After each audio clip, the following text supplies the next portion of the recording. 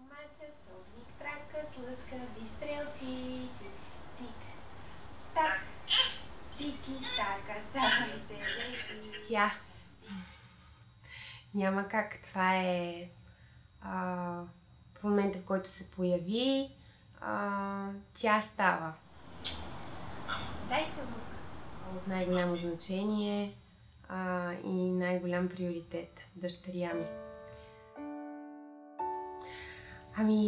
Когато забременях и впоследствие се роди Кристина, аз бях готова за това.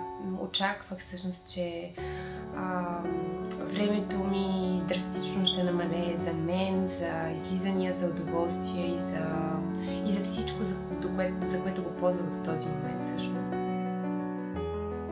Като смятам, че това, че станах майка, имам семейство, е много полезно и за работата ми, защото то ме развива като личност по един съвсем друг начин, по който само работата ми не би могла. И майчинството изкарва различни качества от мен, които ми помагат много и в работата.